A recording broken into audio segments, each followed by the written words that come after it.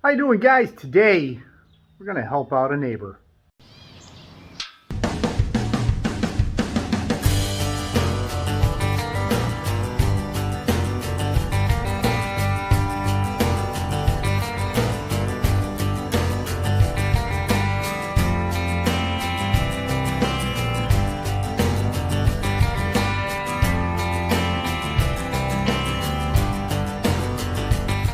My neighbor dropped off this little push lawnmower. I guess it's been in his family since day one. And when we take a look at the Briggs & Stratton code number here on the side of the block, we see the first two digits as an 8 and a 7. So that dates the motor as an 87. So I'm assuming the entire push mower is from a 1987. Now we're not going to be doing any engine work on this one, but we are going to attempt to repair the deck. Around each one of the handle mounts, there's a series of stress cracks. You can see them here and there. And what we're going to do is, and it's pretty severe over on this side too. This one actually comes all the way around and up on the top. Essentially what we're going to do is going to remove this handle, clean the bottom side, and go ahead and weld all these cracks shut for them. So that way the deck itself will be all kind of re-strengthened. Outside of that, that's about all that's being asked for today. So let's get to it. So after doing a little bit of assessment, I got the handle came right off, a couple bolts, no big deal. I think I'm gonna go ahead and just remove the engine. Get the engine off the deck. I didn't really want to dig into it as much as that, but I think overall trying to weld all these cracks, where the heck are they? All these cracks up here and down on the other side. I think it's just going to be easier to have the deck upside down on my sawhorses so I can go ahead and weld it. So we're going to go ahead and take these three bolts off, get the blade out of the way. The other thing that's kind of interesting, there's only 2 engine bolts. There's one right here and then there's one right there.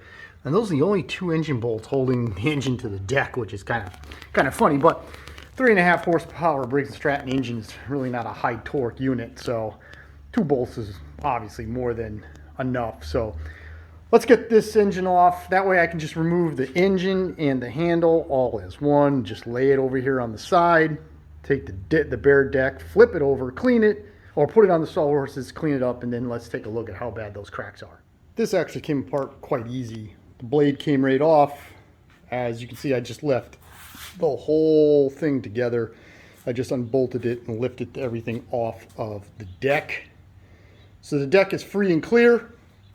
We're going to go ahead and put this up on my sawhorses. We'll assess the crackage, start to clean them up, and zapping them shut. So with the deck, preliminarily cleaned, we do have a series of cracks that are pretty bad. Obviously, we have a whole bunch of cracking coming off this bolt hole. Got a couple coming off of this one. This is probably the worst crack. It starts off here, runs all the way through, and then pretty much all the way down the chute. So there's going to be a bunch of welding there. I did hammer this down to make it a little flatter. On this side, the cracking is still pretty severe. You can see all the way around the bolt, down, around its entire piece here, and then up. I tried to hammer this down. It wouldn't go down too much. So what I'm going to do is, as I'm welding this, because I'm going to have to bounce around, because it's just going to warp this deck if I just go crazy welding it right across. As the deck warms up, I'll push on this a little bit, and that'll line better once we get to that point in time. But overall, just going to have to stitch it together, and I cleaned the bottom side up. So I'm going to go ahead and move my truck out of the way, get this thing set up in a better position, and we'll get to welding. All right, I got everything pretty much cleaned. I just put a wire wheel on my die grinder, ran it around. There's a little dirt area right here, but that's not a big deal. I can fix that once we push the metal into place. All the cracks are done. I did take the die grinder and clean this little spot here on the deck on the inside only, so that way we can get a fairly good ground. So I'm going to go ahead and, you see I got the welder set up. Just got to plug it in, turn the gas on, and we'll get to burning this thing back in. Okay, for full transparency, it did take me a few seconds or a few welds to figure out where I needed to set the welder's heat range and wire speed in order to weld the deck. And you can see where I was doing my test welds. One is right here. To be honest, why did I pick that corner to do that? I don't know. I'm going to go ahead and grind that down to make that look a little nicer. Also, here's another area. And where else? There was another, oh, this spot right here, you can see. But I've finally figured out where it needs to be. You can see these welds are coming out a lot better. You can see I'm bouncing all around because the deck is real paper thin, just in general. It's not really from corrosion, but that's all set. And if you notice, I got this all straight, and the way I did that was I just took a couple pieces of wood, stacked them up right underneath that, and when I went to weld it, I pushed down on the deck, pushing that up, and then I just put a little snot of weld right there to hold it all together. So in general, this is going fairly well. It's welding fairly easy. It's just a matter of jumping around so I don't overheat this area. Number one, I don't want to warp it. Two, you know, I don't want the top side to look like a complete disaster, meaning what paint is left is all burnt off. So kind of going easy at it. So let's go ahead and continue. And there is the spider web of welding. I'm going to go ahead and knock these welds down with the die grinder with a little sanding wheel, so that way they look a little nicer. Plus I need to do it around the bolt holes in order for the washers and the bolts to sit nice and flat on the deck. Once I get all that done, I'm going to flip the deck over. We'll take a look at the top side and see if there's any like cosmetic issues that we just want to make sure look good, you know, because we want, you know, it's my neighborhood. I mean, my neighborhood, sorry, my neighbor, real nice. Him and his wife are real nice. So I want to make sure that when I hand it back to him that he's going to be happy with the job. And there it is, all repaired. I think my neighbor should be happy with this. Everything is, you know, welded. All the cracks are welded shut. I did knock them down, the welds that is, around the bolt holes. So let's just go ahead and flip this thing over real quick without it rolling off and me getting hurt, right? All right, there we go.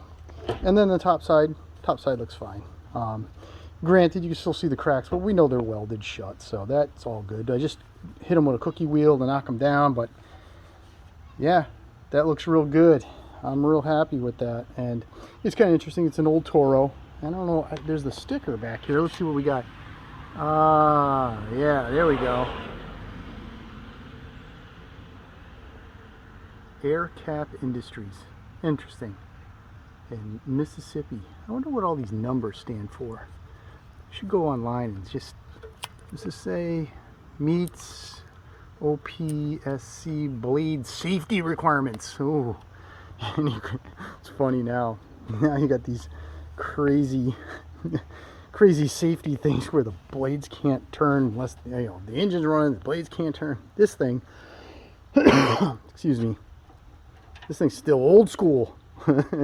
Start the engine up, the blade starts winging around. So I'm going to go ahead and do a couple little quick cleanups on it. We'll get it all back together, take a look at it in her finished product.